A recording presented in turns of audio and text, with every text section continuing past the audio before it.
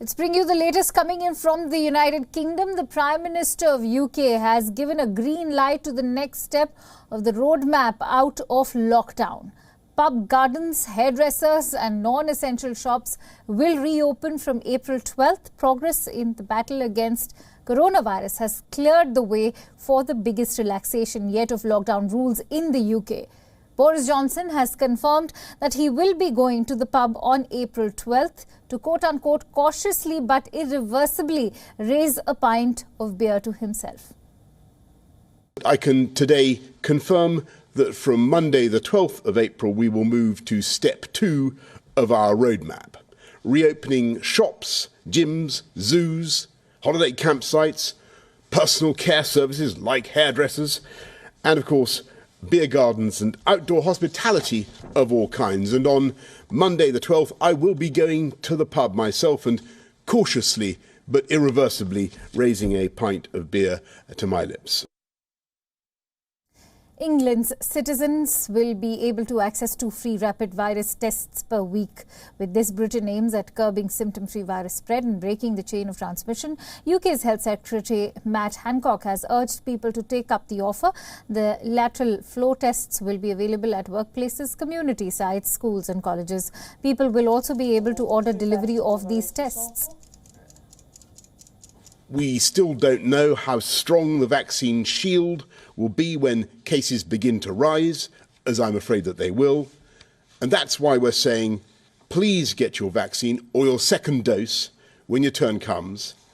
And please use the free NHS tests, even if you don't feel ill. Because remember, 1 in 3 people with this virus doesn't have any symptoms.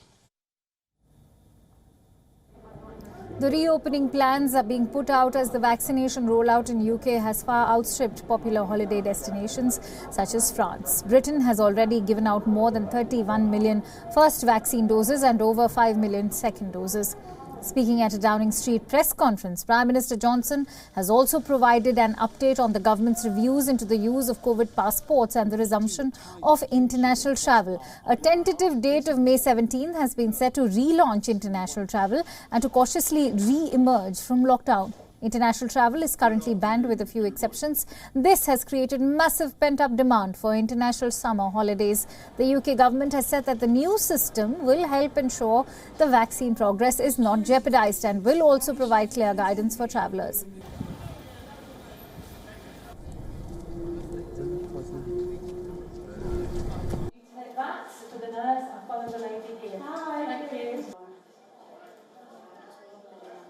For more details, let's quickly get in a sense of perspective from our London Bureau Chief Mandy Clark, who's joining us live at this hour with more details. Mandy, we just heard that UK is all set to take step 2 of the roadmap. What do we make of this step 2 and what are the significant announcements made by Boris Johnson today in terms of further reopening?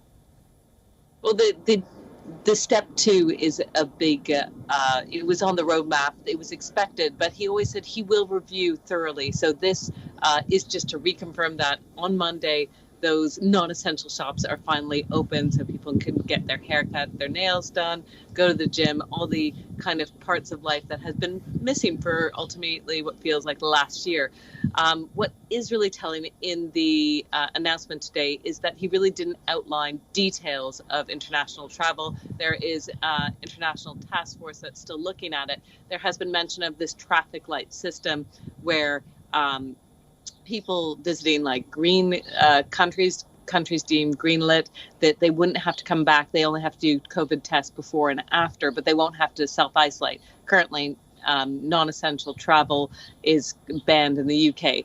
The big concern for many, many people is that last year they allowed travel and then they pulled it away at the last minute. So, or they changed it went from green to red very quickly and people were in the country at the time. There's a worry that this is going to happen again this year. So there's a lot of lack of clarity when international travel is open. Will there be COVID passports? That was discussed but not made clear. It's still under discussion is what he said.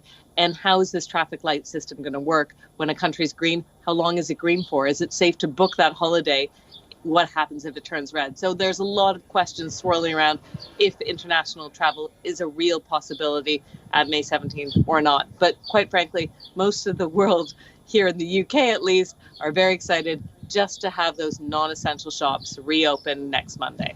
Right, absolutely. Also, Mandy, how crucial will be the role of twice weekly checks in terms of breaking the chain of transmission?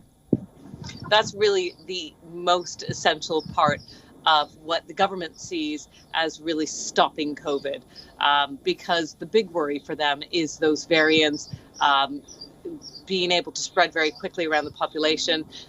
We do know that the majority of the UK population has received the AstraZeneca vaccine, which doesn't do as well against the South African variant, for example. So they really want to dampen down any possibilities of those variants moving around the population. So it really is essential. What the government sees going ahead is having that a high level of tracking it, testing it, just to make sure that there isn't a spread before they know it.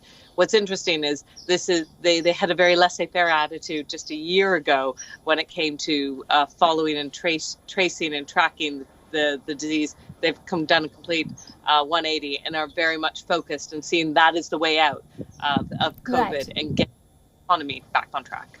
Having said that, now that Prime Minister Johnson will be enjoying a beer at the pub, I do hope you will be able to enjoy a beer or two at the pub too. Having said that, do take precautions. Thank you so much, Mandy Clark, for bringing in all those details. WION is now available in your country. Download the app now. Get all the news on the move.